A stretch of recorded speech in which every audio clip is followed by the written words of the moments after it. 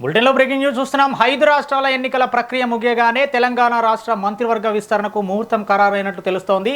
త్వరలో జరగబోయే కేబినెట్ విస్తరణలో పోర్ట్ఫోలియోల మార్పులతో పాటు పలువురు మంత్రులకు ఉద్వాసన పలికే అవకాశాలు కనిపిస్తున్నాయి. 5 రాష్ట్రాల ఎన్నికల ఫలితాల అనంతరం ఏఐసీసీ పెద్దలతో సీఎం రేవంత్ రెడ్డి చర్చించి తుది నిర్ణయం తీసుకోనున్నారు. పనితీరుపై అసంతృప్తి, పలు వివాదాల్లో చిక్కుకున్న కోమటిరెడ్డి వెంకటరెడ్డి, పొన్నం ప్రభాకర్, జూపల్లి కృష్ణారావు, కొండా సురేఖలను మంత్రివర్గం నుంచి తప్పిస్తారనే ప్రచారం జోరుగా సాగుతోంది.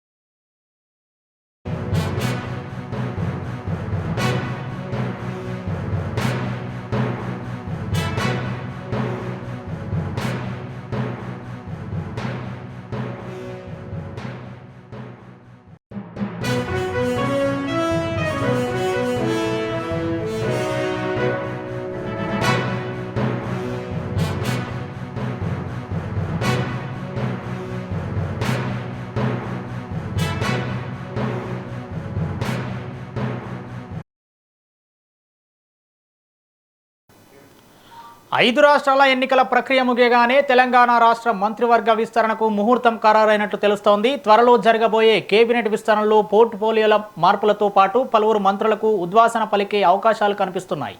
5 రాష్ట్రాల ఎన్నికల ఫలితాల అనంతరం ఏఐసీసీ పెద్దలతో సీఎం రేవంత్ రెడ్డి చర్చించి తుది నిర్ణయం తీసుకోనున్నారు.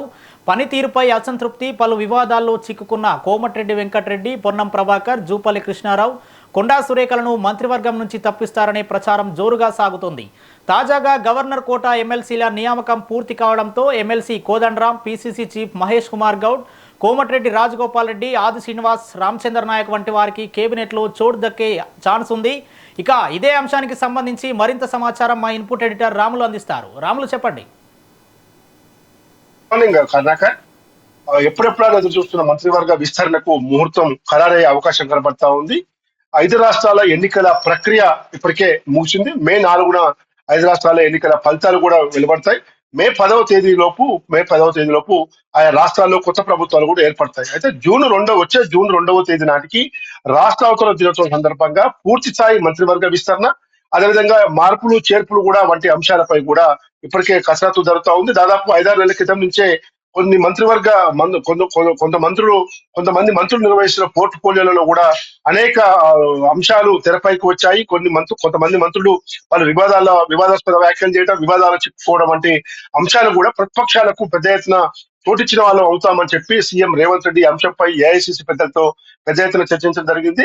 అయితే 5 రాష్ట్రాల ఎన్నికల ప్రక్రియ ఉన్న నేపథ్యంలో ఎలాంటి పరిస్థితులు ఉన్నా ఇబ్బందికరమైన పరిస్థితులు వస్తాయి కాబట్టి 5 రాష్ట్రాల ఎన్నికల ఫలితాల తర్వాత దీనిపై ఆలోచిద్దామని చెప్పి ఏఐసీసీ కూడా కీలక సూచనలు చేసింది. అయితే ముఖ్యంగా ఏఐసీసీ ప్రధాన కార్యదర్శి కేసీ వేణుగోపాల్ రేపు కేరళ సీఎం రేస్ లో ఉండటం, తర్వాత రాహుల్ గాంధీ, ప్రియాంక గాంధీ, మల్లికార్జున ఖర్గేలు అంతా ఏఐసీసీ సమావేశాలు, పార్లమెంట్ సమావేశాలు, తర్వాత ఎన్నికల ప్రచారంలో హడావుడిగా ఉండటం వల్ల మంత్రివర్గ విస్తరణతో పాటు మంత్రివర్గ మంత్రుల శాఖల్లో కూడా చేర్పులు మార్పులు వంటి అంశాలు కూడా పెద్ద ఎత్తున జరగటానికి ఆలస్యమైంది. కాబట్టి ఇప్పటికైనా దాదాపు 2.5 సంవత్సరాలైంది కాంగ్రెస్ ప్రభుత్వం రాష్ట్రంలో ఏర్పడి అనేక సంక్షేమ పథకాలు, అనేక అభివృద్ధి కార్యక్రమాలకు పెద్దపీట వేస్తూ గ్లోబల్ సమ్మిట్ల పేరుతో, వివిధ సమ్మిట్ల పేరుతో పెద్ద ఎత్తున రాష్ట్రానికి పెట్టుబడులు తెస్తున్న నేపథ్యంలో కూడా పూర్తి స్థాయిలో ఇంకా ప్రజల్లోకి ఎందుకు వెళ్ళలేకపోతామన్న పరిస్థితి కూడా కాంగ్రెస్ పార్టీలో నెలకొంది. వైపు పార్టీ, ఇటు ప్రభుత్వం రెండు సమన్వయం చేసుకుంటూ పోవాల్సిన పరిస్థితి ఉన్నప్పటికీ కూడా అనుకున్నంత రీతిలో ప్రజల్లోకి వెళ్ళట్లేదు. 1,000 కోట్ల రూపాయలు రైతు రుణమాఫీ కానీ, రైతు భరోసా కానీ, ఇతర పథకాలు అన్ని తెస్తున్నప్పటికీ కూడా పూర్తి స్థాయిలో ఇంకా పోవట్లేదు. దీనిపైన ప్రతిపక్షాలు విమర్శలు గుప్పిస్తున్న తరుణంలో కూడా మనం ఎదుర్కోలేకపోతున్నాం అన్న భావన కాంగ్రెస్ పార్టీలో, ఇటు ప్రభుత్వంలో కలిగిన నేపథ్యంలోనే ఖచ్చితంగా మే 10వ తేదీ తర్వాత జూన్ 2వ తేదీ లోపు ఖచ్చితంగా మంత్రివర్గ విస్తరణతో పాటు మంత్రుల శాఖలలో కూడా మార్పులు చేర్పులు ఉంటాయని కూడా పెద్ద ఎత్తున ప్రచారం చేస్తుంది. అయితే ప్రస్తుతానికి మంత్రివర్గంలో చోటు కోసం పెద్ద ఎత్తున చాలా మంది ఆశపడతా ఉన్నారు. ఎప్పటి నుంచో ఏఐసిసి హైకమాండ్ నాకు ఆ మాట నాకు హామీ ఇచ్చిందని చెప్పి నల్గొండ జిల్లా ఉమ్మడి మునుగోడు ఎమ్మెల్యే కోమటిరెడ్డి రాజగోపాల్ రెడ్డి పెద్ద ఎత్తున ఇప్పటికే బాహటంగా ఆయన వ్యాఖ్యలు చేయడం వంటి పరిస్థితి చూస్తా ఉన్నాం. మరోవైపు ప్రస్తుతం స్పీకర్ గా ఉన్న గడ్డం ప్రసాద్ కుమార్ కూడా ఉమ్మడి రంగారెడ్డి జిల్లా నుంచి ఆయనకు మంత్రి పదవిలో అవకాశం ఉంటుందని చెప్పి తెలుస్తా ఉంది. మరోవైపు ఉమ్మడి వరంగల్ జిల్లా ఎమ్మెల్యే రామచంద్ర నాయక్ ప్రస్తుతం డిప్యూటీ స్పీకర్ గా ఇచ్చి ఇంకా ఇంతవరకు కూడా ఆయన బాధ్యతలు చేపట్టలేదు. అతనికి కూడా మంత్రి పదవిలో అవకాశం దక్కుతుందని చెప్పి తెలుస్తా ఉంది. ఇంకా కోమరెడ్డి వెంకటరెడ్డి, అదేవిధంగా ఆది శ్రీనివాసు, రామచంద్ర నాయక్, తర్వాత గడ్డం ప్రసాద్ కుమార్ తో పాటు ఇంకా కొంతమంది కూడా పెద్ద ఎత్తున సామాజిక సమీకరణ నేపథ్యంలో ఆశలు పెట్టుకున్నప్పటికీ కూడా కేవలం 2 మంత్రి పదవులు మాత్రమే ప్రస్తుతం ఖాళీగా ఉన్నాయి. ఈ 2 మంత్రి పదవులను భర్తీ చేయాలి. ఎందుకంటే జూబ్లీ హిల్స్ ఎన్నికల సమయంలో ముఖ్యంగా ముస్లిం మైనార్టీల ఓటును ఆకర్షించేందుకు మాజీ క్రికెటర్ ఎమ్మెల్సీ మాజీ క్రికెటర్ ను అజారుద్దీన్ ను ఎమ్మెల్సీగా నియమిస్తూ మంత్రి పదవి ఇచ్చి ఆయన కట్టబెట్టడం జరిగింది. తాజాగా గవర్నర్ కోట ఎమ్మెల్సీల నియామకంలో అజరుద్దీన్ కు కోదండరాములకు ఇద్దరికి కూడా నియామకం పూర్తయింది. వాళ్ళు కూడా ఎమ్మెల్సీగా ప్రమాణ స్వీకారం చేశారు. కోదండరాముకు కూడా ఇప్పుడు రాష్ట్రంలో చాలా కీలక శాఖ విద్యాశాఖ ఇచ్చి మంత్రి పదవులకి మంత్రివర్గంలోకి తీసుకుంటారని చెప్పి కూడా తెలుస్తా ఉంది. ఇక కొండా సురేఖ మహిళా స్థానంలో కూడా విజయశాంతికి అవకాశం ఇస్తారని చెప్పి కూడా వైపు చర్చ జరుగుతా ఉంది. కాబట్టి ఈ విధంగా మరోవైపు పొన్నం ప్రభాకర్ తొలగించి పిసిసి చీఫ్ మహేష్ కుమార్ గౌడ్ కు మంత్రివర్గంలో చోటు తీసుకుంటారని చెప్పి పొన్నం ప్రభాకర్ కు పిసిసి చీఫ్ ఇస్తారని చెప్పి ప్రచారం జరుగుతా ఉంది. ఈ విధంగా మంత్రులు జుపల్లి కృష్ణారావు, కొండా సురేఖ, కోమటిరెడ్డి వెంకటరెడ్డి, అదేవిధంగా పొన్నం ప్రభాకర్ ఇట్లా కొంతమందిని బాధ్యతలు మంత్రివర్గానికి తప్పించి పార్టీలో పెద్ద పదవులు పెద్ద స్థాయిలో ఏఐసిసి స్థాయిలో కానీ రాష్ట్ర స్థాయిలో కానీ ప్రముఖ చాలా ఇంపార్టెంట్ బాధ్యతలు ఇచ్చి ఆ విధంగా సమన్వయం చేసుకోవాలని కూడా ముఖ్యమంత్రి రేవంత్ రెడ్డి ఆలోచన తెలుస్తా ఉంది. ఇక శాఖల మార్పులకు సంబంధించి కూడా ప్రస్తుతం డిప్యూటీ సీఎం దగ్గర ఆర్థిక శాఖ, విద్యుత్ శాఖ ఉన్న నేపథ్యంలో ఆర్థిక శాఖపై పెద్ద ఎత్తున కంప్లైంట్స్ వచ్చాయి. బి కమిషన్ బి కమిషన్ పేరుతో పెద్ద ఎత్తున కంప్లైంట్స్ వచ్చినాయి. ఫైనాన్స్ శాఖ కంప్లైంట్స్ కూడా పెద్ద ఎత్తున ఉండటం, తర్వాత కోమరెడ్డి వెంకటరెడ్డి పైన కూడా వెంకటరెడ్డి కూడా పలు వివాదాలు చిక్కుకోవటం, ఆయన కూడా తన మంత్రి పదవిని శాఖలను కూడా సమన్వయం చేసుకోలేకపోతున్నారని చెప్పి జుపల్లి కృష్ణారావు పైన కూడా ఎక్సైజ్ సంబంధించిన కంప్లైంట్స్ రావటం, కొండా సురేఖ కూడా ఆ శాఖల సమన్వయమేమో కానీ ఆమె కూడా అనేక వివాదాలకు తెరదీస్తున్న నేపథ్యంలో ఇట్లా ఒక 4-5 తప్పించడమా, లేదు వాళ్ళ పోర్ట్ఫోలియోలు మార్చడమా, లేదు ఇంకా కొత్త వారిని మంత్రివర్గంలో తీసుకోవడమా అనేది మాత్రం రేపు 5 రాష్ట్రాల ఎన్నికల ప్రక్రియ అనంతరం పరిస్థితులను బట్టి ఉంటుంది. ఒకవైపు ఏఐసిసి, ఇటు రాష్ట్రంలోని ముఖ్యమంత్రి రేవంత్ రెడ్డితో పాటు పిసిసి చీఫ్ మహేష్ కుమార్ గౌడ్, ఇతర ఉత్తమ్ కుమార్ రెడ్డి, శ్రీధర్ బాబు, పట్టి విక్రమార్క వీళ్ళందరూ కూడా సమన్వయంతో ముందుకు పోతేనే వచ్చే మళ్ళీ అసెంబ్లీ ఎన్నికల్లో కాంగ్రెస్ పార్టీ రెండోసారి అధికారంలోకి రావడానికి అవకాశం ఉంటుంది. లేదంటే మాత్రం చాలా తీవ్ర పరిణామాలు ఉంటాయి. ప్రతిపక్షాలకు చోటిచ్చిన వాళ్ళు అవుతామన్న భావన కాంగ్రెస్ పార్టీలో కానీ ప్రభుత్వంలో ఉంది. ముఖ్యమంత్రి రేవంత్ రెడ్డి కూడా ఏఐసిసి పెద్దలకు ఇప్పటికే చాలా స్పష్టంగా తన విధానాన్ని చెప్పినట్టు తెలుస్తా ఉంది. ఇప్పుడున్న పరిస్థితుల్లో కనుక చేర్పులు మార్పులు కానీ, మంత్రివర్గ విస్తరణలో కొన్ని మార్పులు చేర్పులు కానీ చేయకపోతే మాత్రం పార్టీకి చాలా గడ్డు పరిస్థితి ఉంది. ప్రతిపక్షాలకు ఆయుధం ఇచ్చిన వాళ్ళం అవుతాం. అనేక శాఖల సమన్వయం నిర్ణయాలు కేబినెట్ లో చర్చించక ముందే బయటికి లీక్ అవుతున్నాయి. ఈ లీకుల వెనుక కొంతమంది మంత్రులు ఉన్నారు, కొంతమంది ఐఏఎస్ అధికారులు కూడా ఉన్నారు.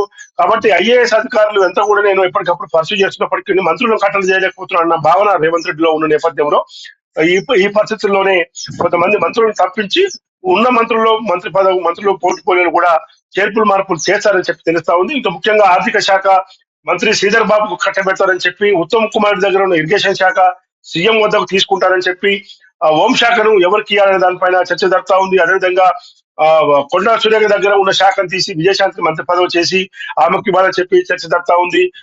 మంత్రి సీతక్క కూడా నా గతంలో డిప్యూటీ సీఎం ఇచ్చి హోంశాఖ ఇస్తానని చెప్పారు, కానీ ఇప్పుడు ఇవ్వలేదని చెప్పి తెలుస్తా ఉంది. పిసిసి చీఫ్ మహేష్ కుమార్ గౌడ్ కు మంత్రి పదవులు తీసుకొని డిప్యూటీ సీఎం ఇవ్వాలని చెప్పి కూడా ఆయన ఏఐసిసి పెద్దల వద్ద ఇప్పటికే మొరపెట్టుకుని తెలుస్తా ఉంది. ఈ విధంగా వైపు సామాజిక సమీకరణలు ఇవన్నీ కూడా చూస్తూనే ఎలాంటి ఇబ్బందులు కలగకుండా మంత్రివర్గంలో చేర్పులు మార్పులు, తర్వాత మంత్రుల పోర్ట్ఫోలియోలు కూడా చేర్పులు మార్పులు చేసే విధంగా పార్టీకి ప్రభుత్వానికి ఇటు సమన్వయం ఉండేలా కూడా చూడాలని చెప్పి ఆలోచిస్తున్నారు. రాములు, ఇప్పుడు ఒకవేళ కాంగ్రెస్ పార్టీలో సీనియర్ నాయకులుగా ఉన్నటువంటి కోమటిరెడ్డి వెంకటరెడ్డి కావచ్చు, పొన్నం ప్రభాకర్, వీళ్ళందరినీ కొండా సురేఖతో చూసుకుంటే ఉన్నపలంగా మంత్రివర్గం నుండి తీసేస్తే వాళ్ళ అసలు భవితవ్యం ఏంటి? పార్టీలో సంతృప్తిగా ఉండే అవకాశం ఉందంటారా? అంటే వాళ్ళ ఒకవేళ మంత్రి పదవి నుంచి తప్పించినప్పటికీ కూడా అటు ఏఐసిసి స్థాయిలో ఇటు రాష్ట్ర స్థాయిలో పార్టీలో చాలా కీలక బాధ్యతలు అప్పగించి ఆ విధంగా ముందుకు పోతారని చెప్పి తెలుస్తా ఉంది. కాబట్టి ఎలాంటి అభ్యంతరాలు ఉన్నా, అసంతృప్తులు ఉన్నా కూడా పార్టీ కోసం, పార్టీ క్రమశిక్షణ కోసం కట్టుబడి ఉండాల్సిందన్న సంకేతాలు కూడా ఇప్పటికే ఉన్నాయి. ఎందుకంటే ఏఐసిసిలో కూడా పెద్ద ఎత్తున చేర్పులు మార్పులు చేయడానికి కూడా ముందుకు వస్తారా, లేదు ఉన్న మంత్రులు తప్పించి కొత్త వారికి అవకాశం ఇస్తారా? ఎందుకంటే ఏఐసిసి రాష్ట్ర దేశ స్థాయిలో కూడా పార్టీ అంత బలహీనంగా బలమైన పరిస్థితుల్లో కూడా కనబడుతుంది. రేపు 5 రాష్ట్రాల ఎన్నికల్లో కూడా కేవలం కేరళ పైనే కాంగ్రెస్ పార్టీ భారీ ఆశలు పెట్టుకుంది. గతంలో హర్యానా, బీహార్ వంటి రాష్ట్రాల్లో ఎన్నికలు జరిగినప్పటికీ ఎక్కడ కూడా ఏ రాష్ట్రం కూడా గెలవలేదు. కాబట్టి ఇప్పుడున్న దక్షిణాదిలో కేవలం తెలంగాణ తర్వాత కర్ణాటక రాష్ట్రాలు మాత్రమే కాంగ్రెస్ పార్టీకి ఒక ఊతమిచ్చే పరిస్థితి కనబడతా ఉంది. ఉన్న రాష్ట్రాలను కూడా సమన్వయంతో అందరికీ కోఆర్డినేషన్ చేసుకుంటూ అందరిని మెప్పించి ఒప్పించి ముందుకు పోయే దిశగానే ఏఐసిసి ఆలోచిస్తా ఉంది. కాబట్టి ఇప్పుడున్న పరిస్థితుల్లో ఏ విధంగా ఎవరిని ఎట్లా మెప్పించాలి అనే దానిపైన కూడా ఇప్పటికే ఇండైరెక్ట్ గా సంకేతాలు కూడా ఇచ్చినట్టు తెలుస్తా ఉంది. పార్టీ బలోపేతమే లక్ష్యంగా అందరం కలిసికట్టుగా ముందుకు పోవాలని చెప్పి ఆ విధంగా అటు ప్రభుత్వంలోను ఇటు పార్టీలోను కీలక బాధ్యతలు నిర్వహించి ఆ విధంగా ముందుకు పోవాలని కూడా ఇప్పటికే సూచనలు చేసినట్టు తెలుస్తా ఉంది. కర్ణాకర్. Thank you Ramulu.